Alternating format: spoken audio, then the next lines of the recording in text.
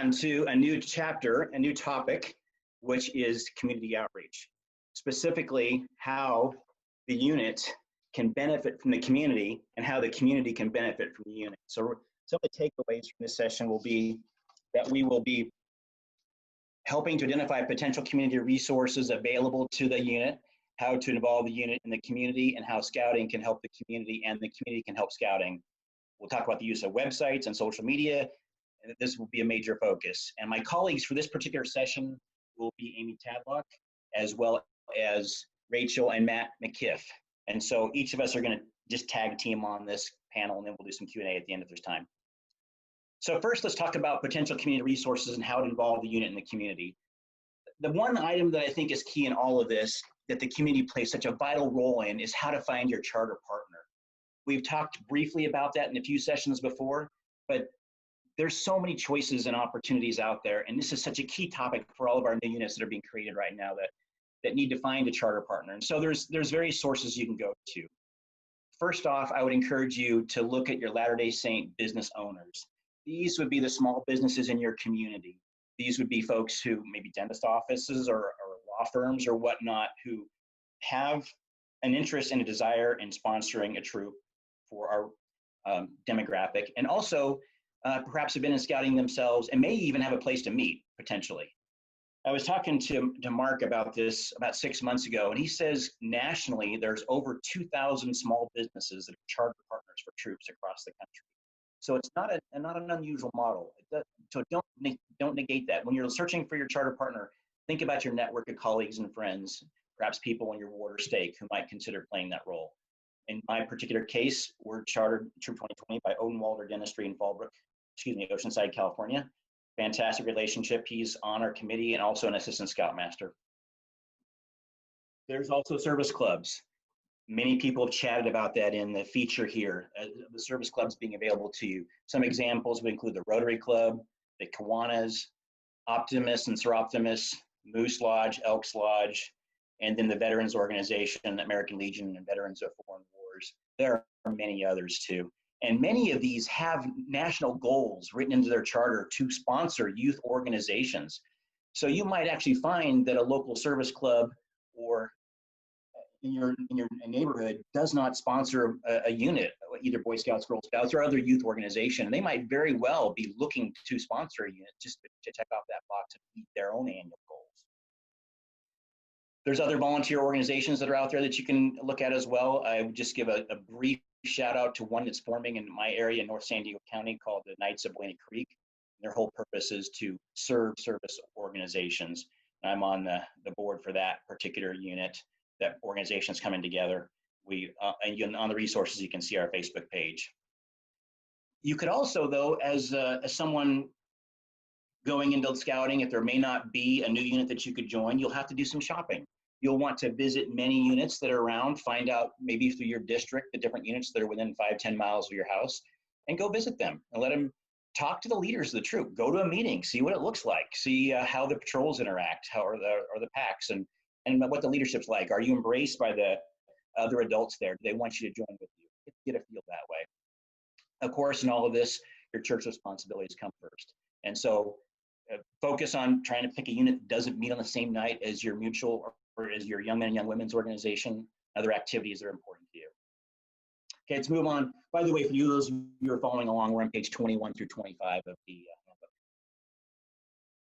Next up, let's talk about local government as a source of events and service. We all know about the 4th of July parade that many communities hold. This is a great place for your scout troop or pack to integrate with the community and perhaps go as bearers of flags that walk between the different floats or the bands, or participate in the pickup afterwards. There's lots of ways, and it shows scouting when you get out there with your uniform, and it also gives your unit the opportunity to participate in a patriotic event and community service. Don't forget about using recruiting at local elementary schools and those places where schools will allow you to recruit. One of the best ways to recruit Cub Scouts is at an elementary school where you have the Boy Scout troop that's associated with come in and set up a tent and a fake campfire and have a couple of 13, 14-year-old boys sitting there talking to the 9 and 10-year-olds. it's amazing how, that 3 to 5 year gap, they just look up to those people and they really want to get that feedback from the older boys as opposed to the adults who might be there. Another option is to create your own community events. I was involved in one a couple years ago here in North County that just blew my socks off. We had a unit commissioner who said, I want to take charge in creating this event. He called it a 10 Commandments hike, and apparently it's pretty popular in the South. I had never come across that in all my years of scouting. And so I asked him to explain what it was. And it was, well, we're going to pick a 3 to 5 mile section of road in our community. It's going to be an urban hike. And we're going to hike to 10 different churches along that path. And we'll stop inside for a 15-minute break at each church, and they'll have a chance to tell us about one of the commandments. And then we'll talk about how that relates to a principle in scouting. What a great idea.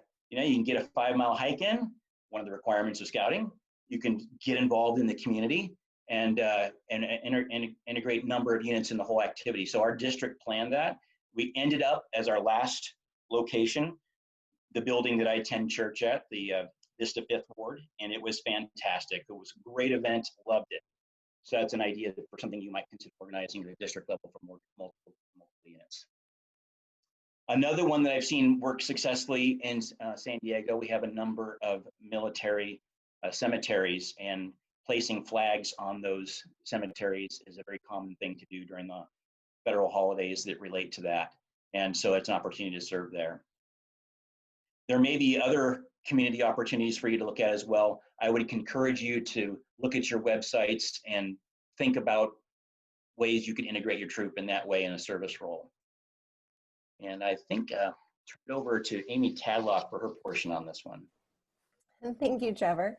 There are lots of opportunities in our local communities for fun field trips that put the out in scouting and service opportunities to do a good turn daily. If you turn to page 22 in the workbook, you'll find a handout created by Claire Smith in the San Diego Imperial Council.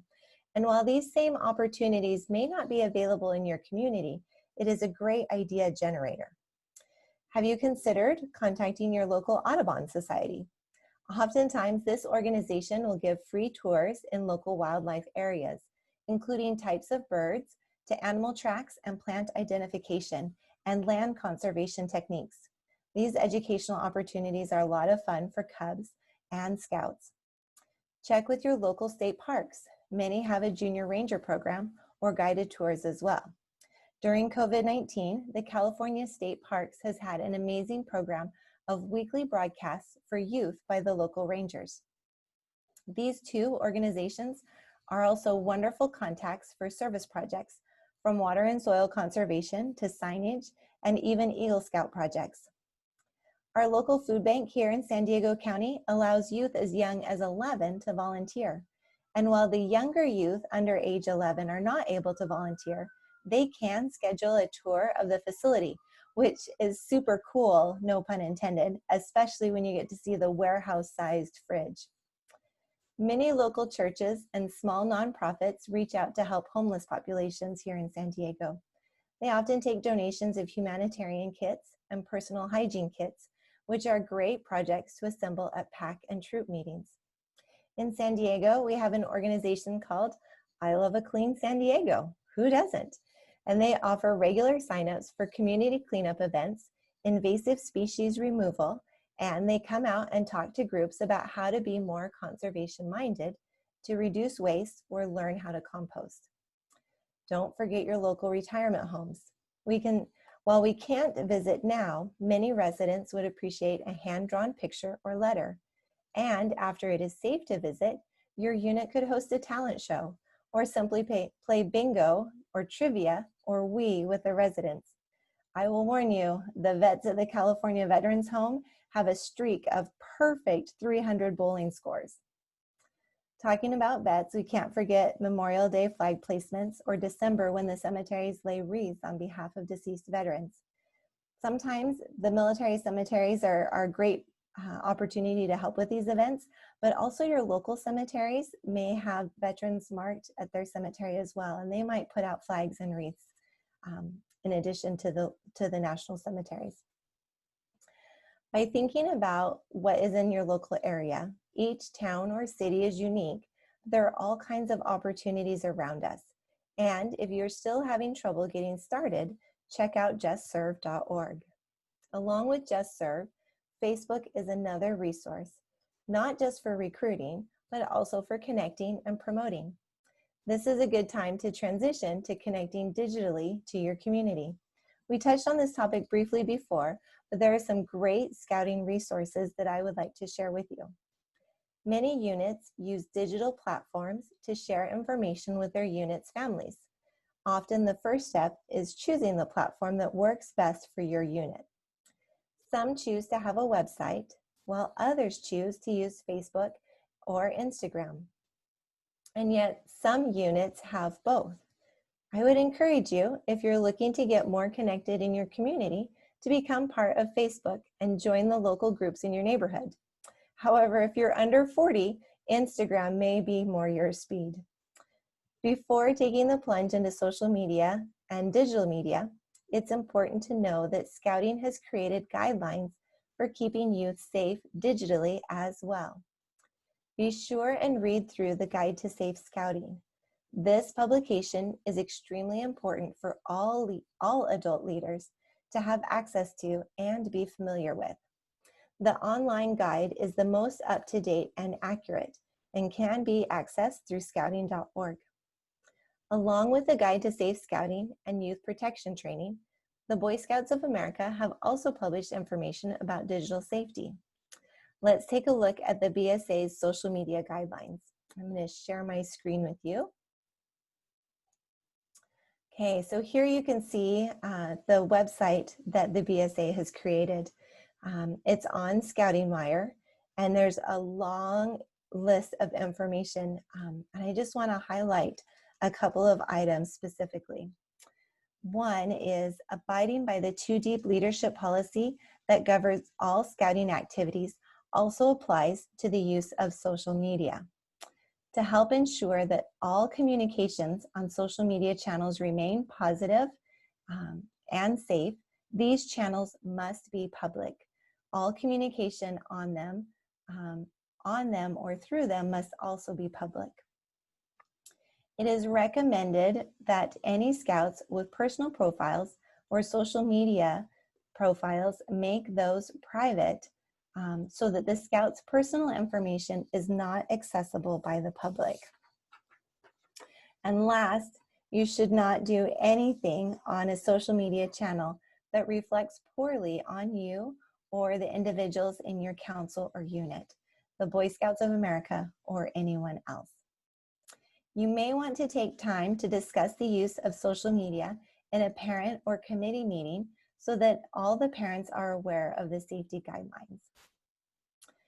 Okay, let me move this pesky bar out of the way so I can show you this next website. I love this next website. This is the social media playbook that was published by the BSA this last fall. And this is where social media gets a lot more fun. This link is provided in your participant workbook as well. So social media has been a wonderful tool the last few months to help us remain connected while physically distancing. The BSA has put together this terrific guide to help unit leaders really get the most out of social media. From blogging, and I love this, it breaks it down into each of the areas. So the first, it talks about blogging. And next goes into Facebook and covers Instagram, as well as Twitter. And lastly, it talks about Pinterest. So tips in this guide include how to keep your blog post relevant, how to use hashtags on Instagram and Twitter. Did you know that questions posted on Facebook get 100% more comments? Now onto branding and promoting. Let me stop my screen share here. Don't be afraid to promote your unit or other organization through Facebook. When we participated with our local cemetery to place flags during Memorial Weekend, let me get back to my notes, I apologize.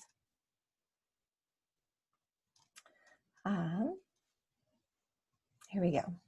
Obviously, we haven't placed flags this year. We're not able to. But when we do that, we'll tag the cemetery's Facebook page in our post of pictures from the event. The cemetery then does the same when they post about our visit. This increases the audience that is seeing your post.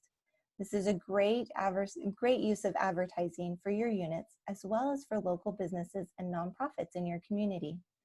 Don't be afraid to check in at your community locations and tag your group. All of this is free advertising. Again, social media pages and groups need to be kept public, but youth are strongly encouraged to keep their individual profiles private. Lastly, there is always a need for good communication in our packs, troops, crews, ships, and explorer units. Decide what works best for your families and employ multiple techniques as needed. As part of the Latter-day Saint transition in San Diego, we focused on using a newsletter set up through MailChimp, a free service. You can also set up email groups or consider having a unit Gmail account, which gives you access to a host of tools from Google Drive to Forms, Calendar, and more. And of course, learn how to use Scoutbook. This is an excellent tool that integrates connection to families with rank advancement reporting. Please take time to attend trainings on Scoutbook and watch tutorials to learn the full functionality of the program. I'd like now to invite Matt to join us and take charge of the next items in our discussion. Matt, are you there? Yes, we're here. Yeah, we'll keep talking about scouting in our community, and a lot of these things have been touched on already. Trevor gave a great introduction about scouting in our communities and how we can maintain involvement. And as I started thinking about these topics, I sort of had the mindset of how I would present scouting to community leaders as if I was looking for a chartered partner or their help in our scouting units.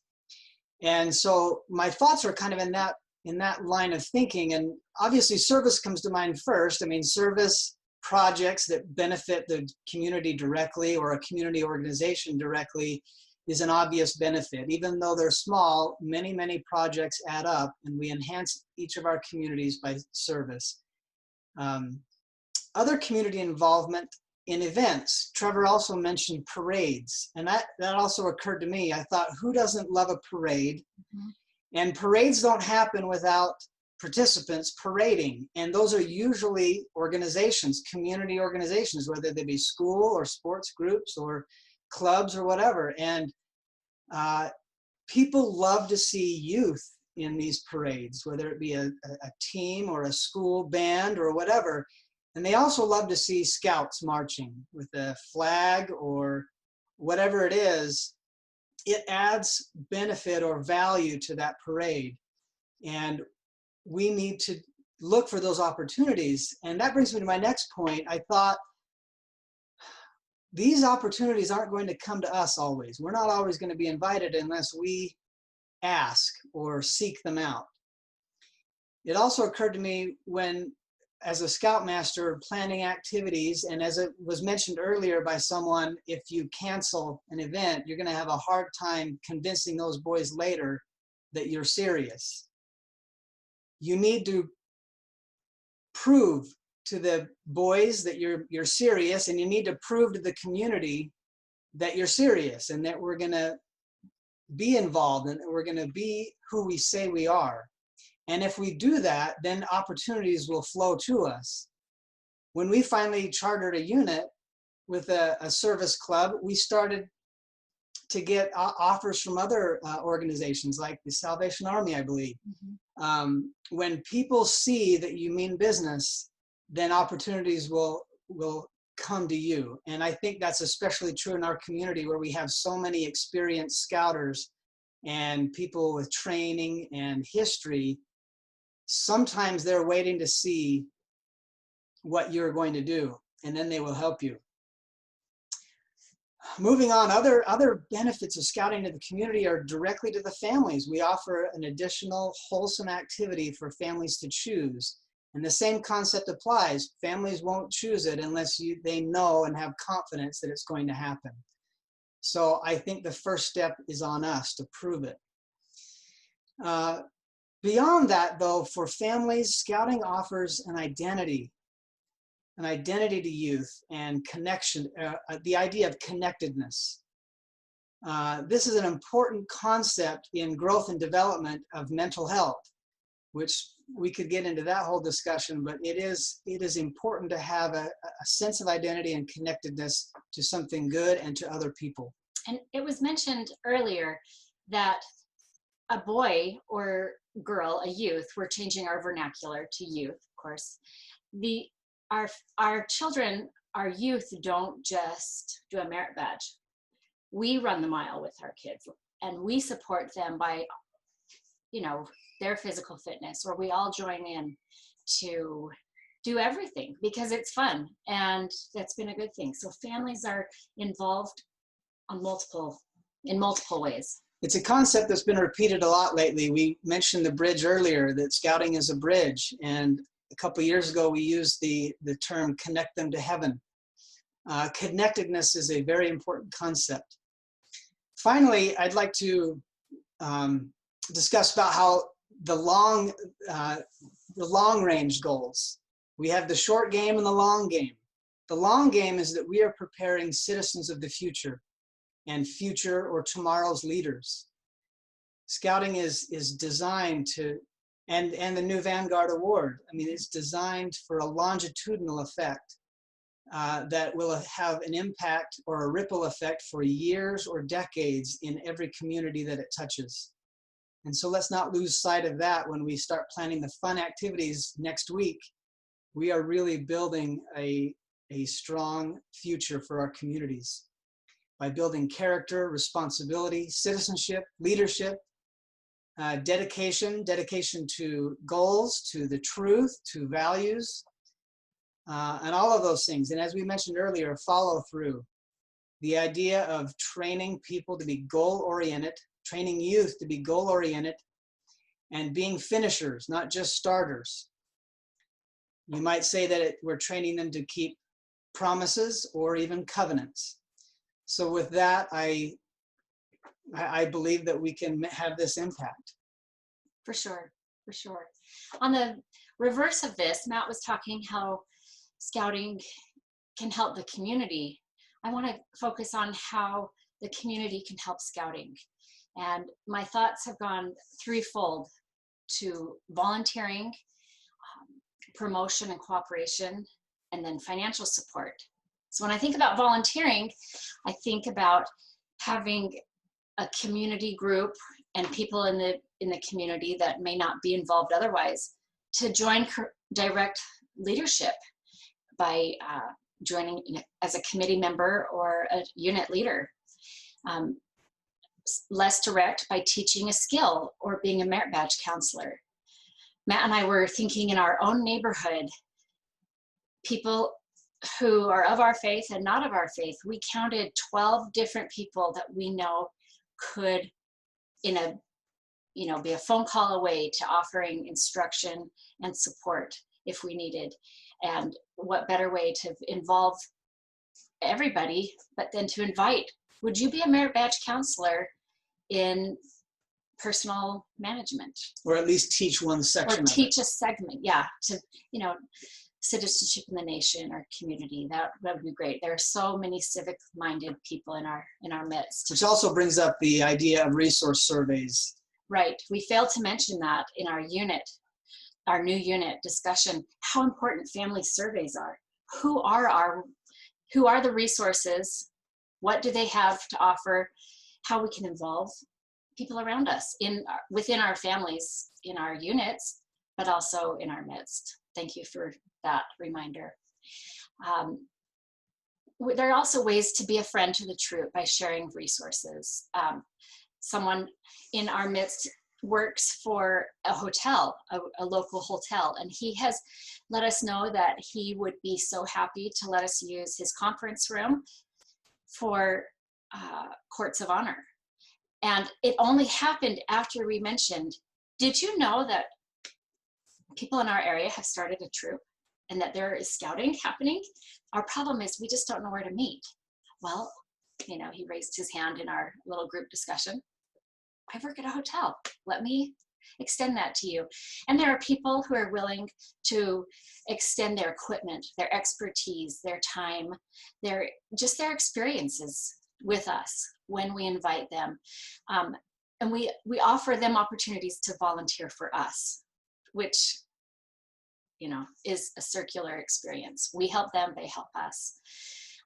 Going on to promotion and cooperation, there's advertising that comes to mind. Direct advertising, as Amy was talking about, and allowing promotions, you know, that we promote our experience or our troop or our pack, or, you know, a community experience, a parade, a service project, and display promotion or advertisement at a local business. There's also the power of word of mouth, and that promotion is probably number one. And when someone recommends our group of youth, they become an advocate, including scouts, to participate in community events. Our neighborhood does a 4th of July breakfast every early 4th of July, and asks every year, Matt and Rachel, do you have youth that we could get a flag ceremony, you know, and have them participate? Could you help put that together? And without fail, it's, you know, it's their opportunity, our youth, our troop and pack opportunity to serve and to be involved. There's also a natural partnership with other organizations such as the military or police departments, sheriff's departments. We've benefited from that too by asking some of their personnel to help train in a good flag ceremony and something like that. And if we seek out those opportunities, we can have a cooperative benefit that's very inspiring. I'm reminded, some of you may have seen that article or that story about that scout in New Jersey that would play taps at the Veterans Home in New Jersey every night during this pandemic, and that was very heartwarming. And then he kept doing it, so I saw another video where a military unit escorted him. And it was only because of that inspiring act of service that the military felt prompted to have a cooperative effort. And then it was really stunning to see that scout play taps with a full, well, I don't know, regiment or I don't know the term for the group behind him, but that was awesome. That's right. That is an inspiring example. I'm glad you remembered that. See, what would I do? The last point in the community assisting and helping scouting is the financial support. Of course, there are donations directly offering support to the troop. There's the Friends of Scouting campaign, but there are also opportunities for fundraising. A lot of businesses will produce, in our area, we have a starving student card, which is a long list of places, happenings cards. There are local, you know, affiliates to that fundraiser piece in every city, selling popcorn at local businesses and encouraging the local business to extend that promotion as well. And I once knew of a car dealership that bought just a huge amount of popcorn, for example, and with every test drive, they gave that away to their patrons. And it became truly a win-win for both our scouting troop and also the people driving cars. Anyway, there are lots of opportunities, and I can't emphasize enough that I think people will be willing to donate or to help, but first we need to be visible and show who we are and what we're about. And then I think that will cement that bridge between the scouting and the community. So thank you for listening. We'll turn the time back over to you, Trevor. Thank you, Rachel and Matt. That was fantastic banter back and forth. Great ideas for all of our units. I invite you to stick around, and Amy Tabak, if you could join back with us too.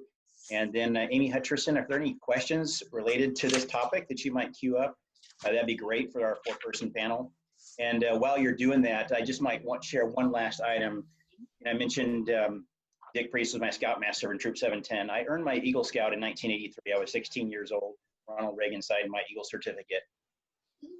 While I was doing my my Eagle Court, when I was being the Board of Review, I remember it being in a law office in downtown Vista, and I don't remember any of the gentlemen that were on it, and they were all in business suits. They weren't in Scout uniforms, and it was very intimidating. But they really congratulated me at the end when I was awarded it. And one in the center reached out and shook my hands and said, Trevor, you're now the newest Eagle Scout. What are you going to do to give back? Didn't have an answer for him at that time, but I've spent the rest of my life answering that question. And Yes. so you never know where a question's going to go and how it's going to take your life and where it's going to go. And each of us can have that impact on other people for this movement, or the church, whatever it might be, any good cause. Just fantastic the difference we can make. So Amy, Trevor, any questions? Oh yeah. there was, I'm trying to find it in the chat, but there was a comment that came in about units maybe over requesting from businesses in their local community, and local businesses struggling to keep up with the demand. I don't know if that's whether they've been hit up a lot to either help out as a chartered organization or maybe just to give a donation, or if they've been hit up to see if they have space available for use. But one of the things that I was thinking about is that, you know, there's a lot of resources that we have available to us, not just our local businesses, but a lot of national businesses and organizations we can access online. And a lot of companies have plans in place of how to make charitable donations. And so it might be worthwhile to take some time to investigate what opportunities are out there. I know when we were doing fundraising in our local district, my district executive would sit down and he'd fill out multiple applications for various national chains and businesses raising donations to help with our Friends of Scouting community campaign. Another thought might be to think of a way that Scouting can help benefit those businesses that have been asked to donate and give so much. There's so many win-win opportunities for businesses. Sometimes a donation is a little more attractive when it comes with some free advertising. And so in our district, we've taken those businesses that have contributed to the district campaigns, and we've advertised those businesses on the back of the district dinner programs, or we've hung banners on the fences around where the camporee was at, just to give them an opportunity to advertise their support for Scouting and for our local families to be aware of them and to help generate some business, and thank them for their generosity.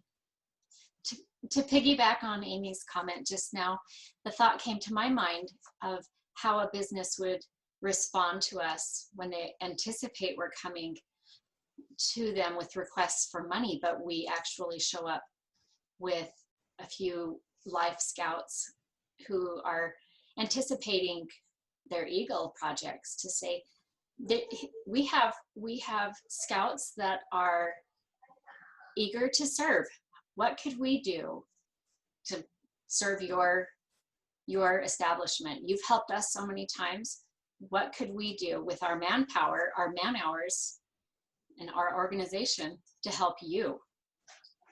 You know, that's fantastic, Rachel. One thing to be careful with is that Eagle projects cannot benefit a for-profit organization, but many organizations do have community partners, and that would be a great opportunity for them to be a part of that and support Scouting as well as a community organization. So that's awesome. Thanks for that clarification. Thank you.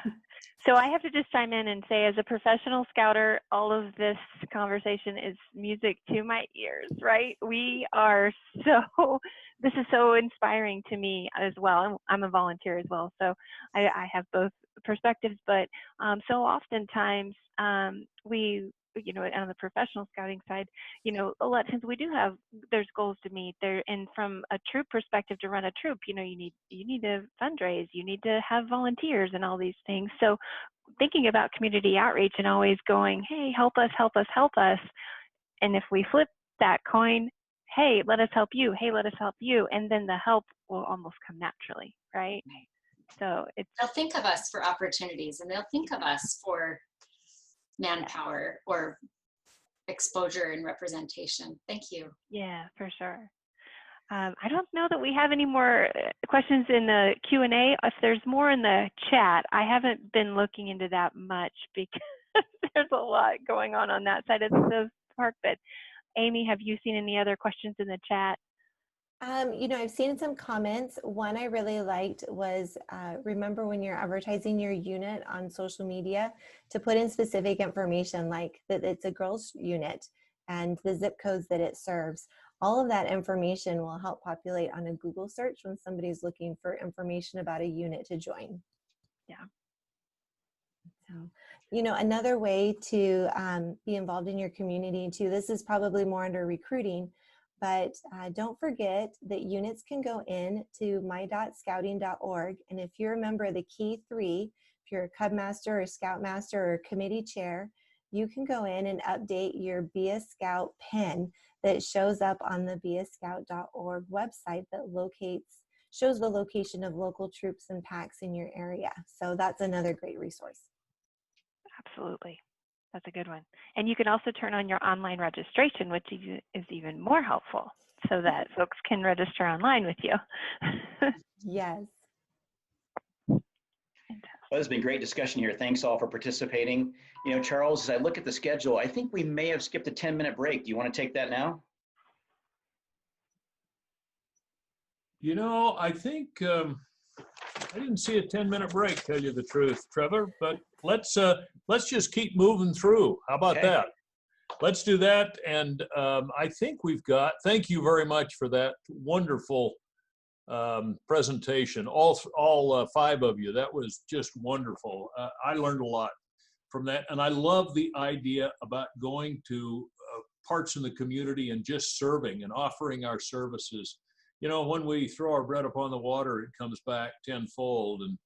And that's really what we do. This work of doing a good turn daily is really important. So going to them and for no reason other than to help or to lift or to serve or do whatever is really a benefit. So thank you for that that wonderful presentation.